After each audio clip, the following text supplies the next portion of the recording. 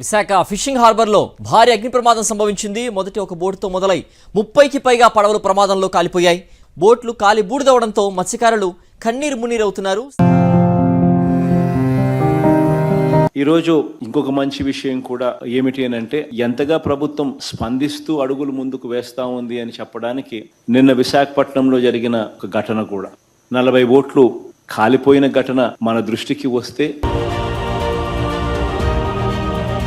బోట్లు దగ్ధమైపోయిన దుర్ఘటన నా దృష్టికి రాగానే చాలా బాధ కలిగింది. నేను ఎప్పుడు సహాయం చేసిన పార్టీ నుంచి కానీ వ్యక్తిగతంగా కానీ నేను సహాయం చేసినా నేను ఇచ్చే డబ్బు కష్టాలు తీరుస్తుంది, వారికి జరిగిన నష్టాన్ని తీరుస్తుందని నమ్మను. కానీ ఏం నమ్ముతానంటే, మీ కష్టాలు వస్తే పవన్ కళ్యాణ్ ఉన్నాడు, జనసేన ఉంది. ఈ రోజున దాదాపు 30 లక్షల రూపాయలు మన మత్స్యకార సోదరులకు ఇచ్చిన, మీ కష్టంలో మీ కన్నీళ్లలో నేను బాధపడుతున్నా, నాకు కూడా చాలా బాధ ఉంది. నేను మీ వాడిని, మీ క్షేమం కోరుకునేవాడిని, మీకు అండగా ఉండేవాడిని. నా మనసు చెప్పడానికి నేను ఇక్కడికి వచ్చాను. నేను మీ వైపు ఉన్నాను, మీతో ఉన్నాను, మీ భవిష్యత్తు కోసం నేను ఉన్నాను.